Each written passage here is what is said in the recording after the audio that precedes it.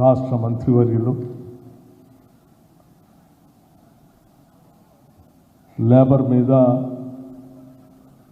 వారి ఇబ్బందులపైన అమితమైన ప్రేమతో వారి అవసరాలు తీరుస్తూ నిత్యం పనిచేస్తున్నటువంటి గౌరవ మంత్రివర్యులు శ్రీ వివేక్ వెంకటస్వామి గారికి, అట్లాగే నూతనంగా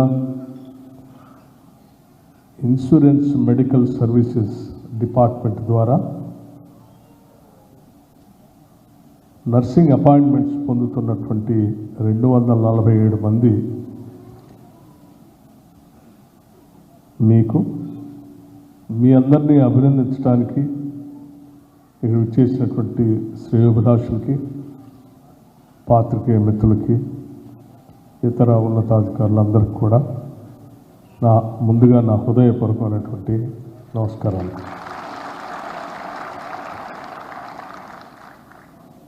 డాక్టర్ వివేక్ వెంకటస్వామి గారు నర్సింగ్ రిక్రూట్మెంట్ జరిగిన తర్వాత వారందరికీ అపాయింట్మెంట్ ఆర్డర్స్ ఇస్తూ ఉన్నాం. తప్పనిసరిగా ఈ కార్యక్రమానికి రావాల్సిందిగా ఆహ్వానించినప్పుడు మీరు ఒక మంచి కార్యక్రమం చేస్తూ ఉన్నారు. సమాజంలో ఇబ్బందులు ఉన్నటువంటి వాళ్ళందరికీ కూడా దైవత్వంతో కూడినటువంటి ఉన్నతమైన వృత్తి నర్సింగ్ వృత్తి. అటువంటి నర్సింగ్ స్టాఫ్ నర్సెస్కి నూతనంగా రిక్రూట్మెంట్ చేసి, అది కూడా దాదాపు 15 సంవత్సరాల తర్వాత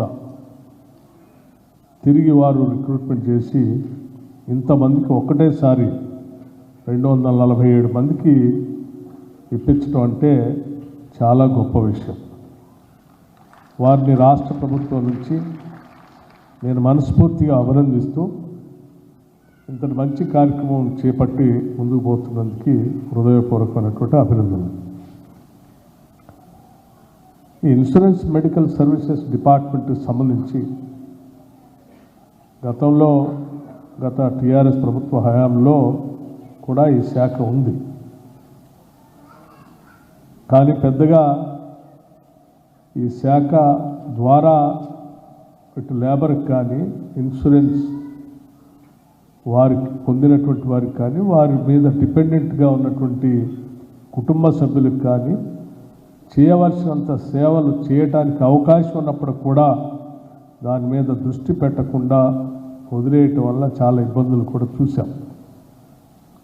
నేను మీ అందరికీ ఒక విషయాన్ని చాలా స్పష్టంగా గుర్తు కూడా చేయదలుచుకున్నాను.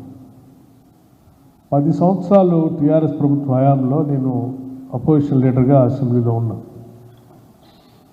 మినిమం వేజెస్ సంబంధించి ప్రతి బడ్జెట్ సమావేశాల్లో రాష్ట్రంలో మినిమం వేజెస్ రివైవ్ చేయకపోవటం వల్ల లేబర్కి చాలా ఇబ్బంది అవుతూ ఉంది. ఈ రాష్ట్రం బడుగు బలహీన వర్గాలు పనిచేసుకునేటువంటి వాళ్ళు చాలామంది ఉన్నారు.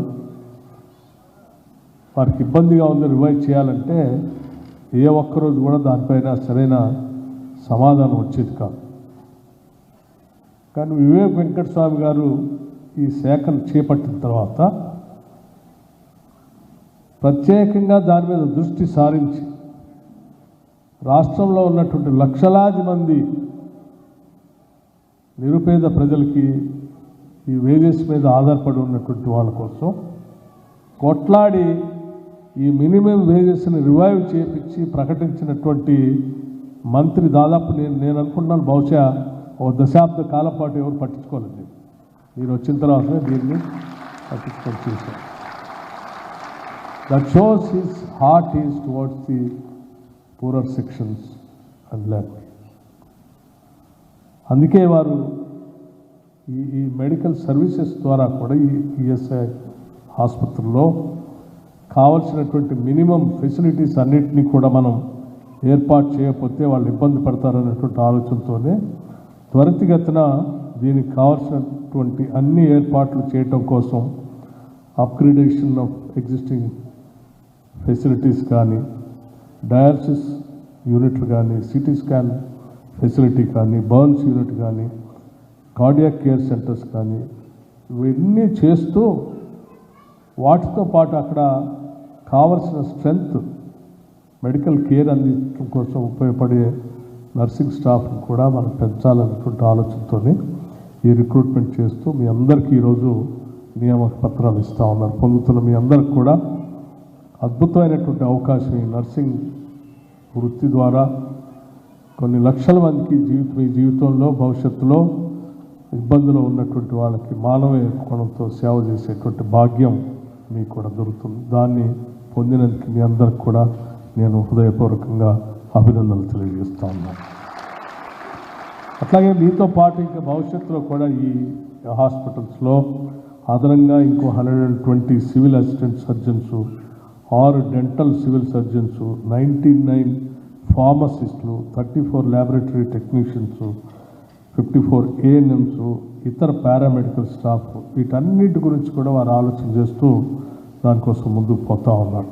నేను ఈ సందర్భంగా ఈఎస్ఐ హాస్పిటల్స్లో ఉన్నటువంటి ఫెసిలిటీస్ పెంచుతూ అదనంగా దీనికి కావాల్సినటువంటి ఆర్థిక సదుపాయం గురించి కూడా అడిగినప్పుడు వెంటనే రాష్ట్ర ప్రభుత్వం, ఈ ప్రభుత్వం ప్రత్యేకంగా హెల్త్ అండ్ ఎడ్యుకేషన్ మీద పూర్తిగా దృష్టి పెట్టి ముందుకు పోతా ఉంది.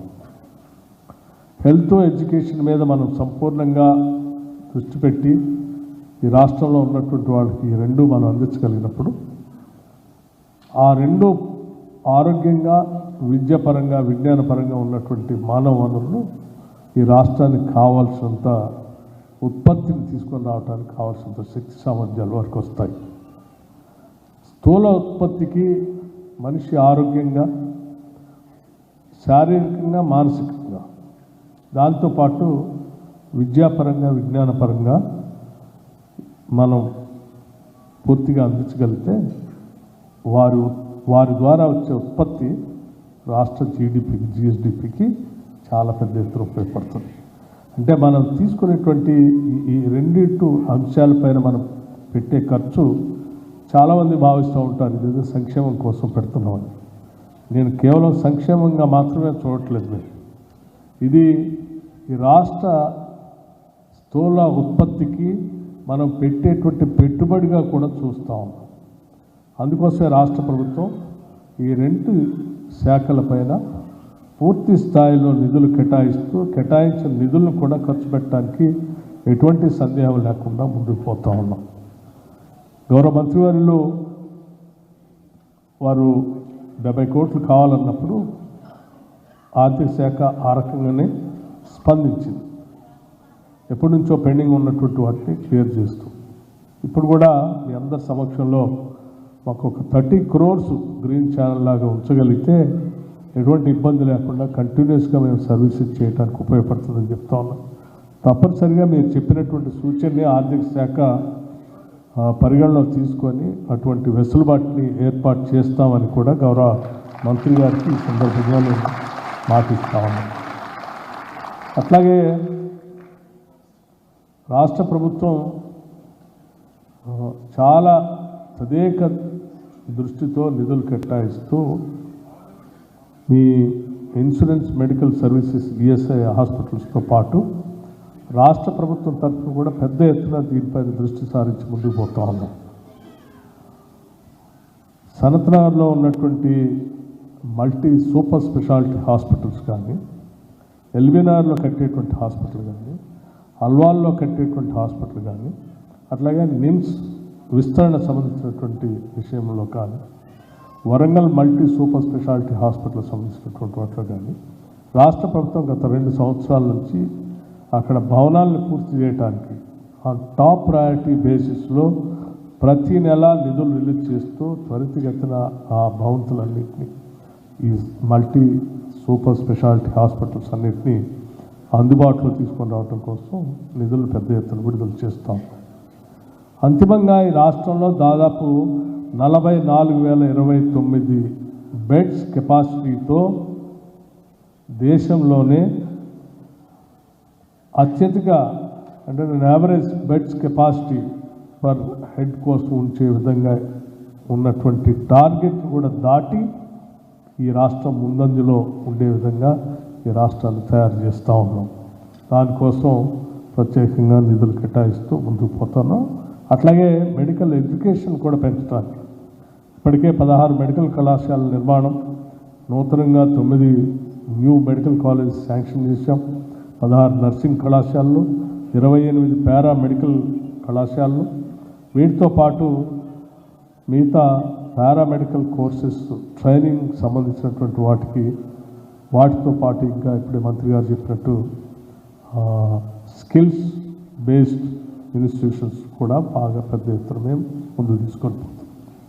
అంటే అడ్వాన్స్ టెక్నాలజీ సెంటర్స్ రాష్ట్రంలో ప్రతి శాసనసభ నియోజకవర్గానికి ఒక అడ్వాన్స్ టెక్నాలజీ సెంటర్ శాంక్షన్ చేసి ప్రపంచీకరణలో భాగంగా వస్తున్నటువంటి ఈ మార్పులకు అనుగుణంగా వస్తున్న మెషినరీ, కంప్యూటరైజ్డ్ మెషినరీస్ అనుగుణంగా మనం ట్రైనింగ్ ఇవ్వగలిగితేనే ఈ పోటీ ప్రపంచంలో మన వాళ్ళు నిలదొక్కుని బతకగలిగినటువంటి ఆలోచనతో ఆ రోజుల్లో మొదలుపెట్టినటువంటి ఐటీఐ లేకపోతే పాలిటెక్నిక్ కళాశాలలో ఉన్నటువంటి ఇచ్చే ట్రైనింగ్ని ఇంకా ముందుకు తీసుకొని వెళ్ళి మోస్ట్ అడ్వాన్స్డ్ టెక్నాలజీతో ఉన్నటువంటి పరికరాలు పెట్టి అడ్వాన్స్డ్ టెక్నాలజీ సెంటర్స్ని స్టార్ట్ చేశాం. దాంతోపాటు స్కిల్స్ యూనివర్సిటీని స్టార్ట్ చేశాం. వాటితో పాటు మంత్రి గారు ఇప్పుడే చెప్పారు మీకు టామ్ ట్రైనింగ్, విదేశాల్లో కూడా ఉపాధి అవకాశాలు పొందడానికి కావలసిన విధంగా ఈ టామ్లో ట్రైనింగ్ ఇచ్చి ఆ కోచింగ్ టైంలో కూడా I think we are paying nearing about 2000 rupees as pension. First time advance technology సెంటర్స్లో చదువుకున్నటువంటి విద్యార్థులకి ఈ టామ్లో తరఫీదు పొందుతున్నటువంటి వాళ్ళకు కూడా వాళ్ళకే వాళ్ళు మళ్ళీ ఇంటి దగ్గర నుంచి నిధులు తీసుకొచ్చి బతికే పరిస్థితి లేకుండా రాష్ట్ర ప్రభుత్వమే ప్రతి విద్యార్థికి 2000 రూపాయల లెక్క ప్రతి నెల ఇస్తూ వాళ్ళకి తరఫీదు అందించి ఆ తరఫీదుతో పొందిన సర్టిఫికేట్తో నేరుగా వాళ్ళకి ఉద్యోగ అవకాశాలు పొందేటువంటి వెసులుబాటుని కూడా రాష్ట్ర ప్రభుత్వం ఏర్పాటు చేస్తూ ఉంది.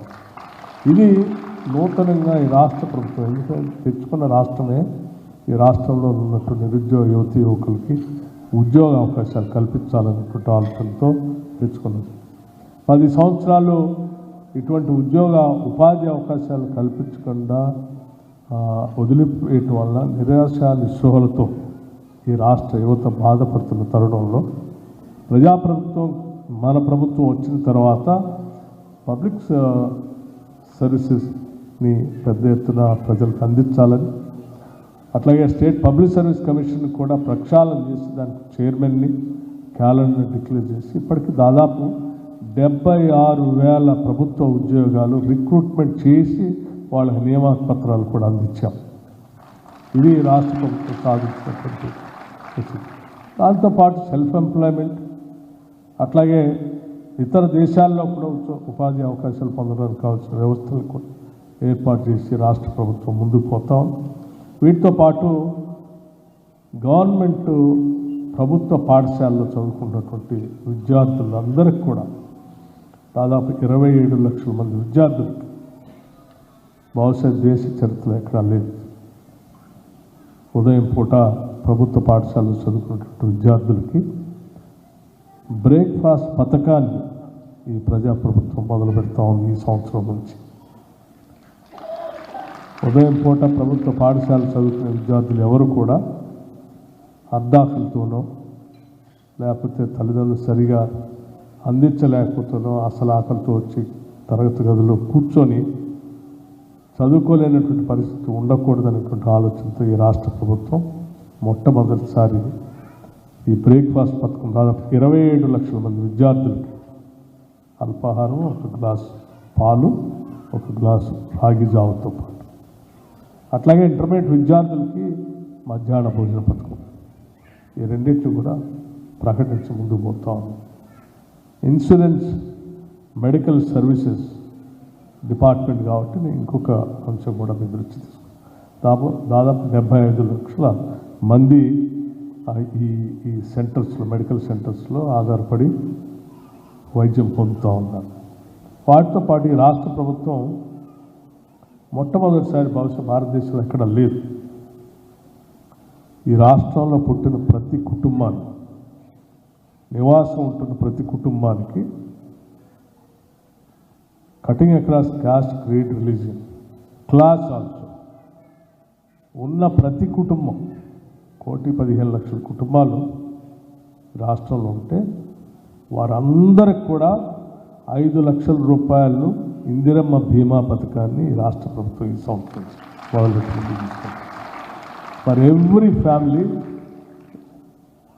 ఈ ఇన్సూరెన్స్ స్కీమ్లో కవర్ అవుతుందని చెప్పడానికి నేను చాలా సంతోషిస్తూ ఉన్నాను. సో అట్లాగే మీ అందరికి కూడా మరొకసారి రాష్ట్ర ప్రభుత్వం తరఫు నుంచి హృదయపూర్వకమైనటువంటి అభినందనలు తెలియజేస్తూ ఇంతమంది ఉద్యోగ అవకాశాలు పొందుతున్న మీకు, మీ కుటుంబ సభ్యులకి అందరికి కూడా నా హృదయపూర్వకమైన అభినందనలు. మంచి కార్యక్రమాలు తీసుకొని లేబర్కి, వారి డిపెండెంట్స్కి, వారి తర్వాత రిటైర్ అయిన తర్వాత వారికి ఉన్నటువంటి అవసరాలని పూర్తి స్థాయిలో మనసు పెట్టి ఒక మానవీయ కోణంతో రాష్ట్ర మంత్రివర్యులు వివేక్ వెంకటస్వామి గారు సాధ్యమైనంత మేరకు వారికి అన్ని అవకాశాలు అందించుకొని వారికి అందించడం కోసం వారు పడుతున్న తాపత్రయాన్ని నేను మనస్ఫూర్తిగా అభినందిస్తూ, వారు అడిగిన ప్రతి అంశాన్ని ఏమాత్రం వెసులుబాటు ఉన్నా తప్పనిసరిగా రాష్ట్ర ఆర్థిక శాఖ పరిగణలో తీసుకుంటుందని చెప్పి మరొకసారి నేను వారికి కూడా మాటిస్తూ ముగిస్తూ ఉన్నాను. నమస్కారం, ధన్యవాదాలు.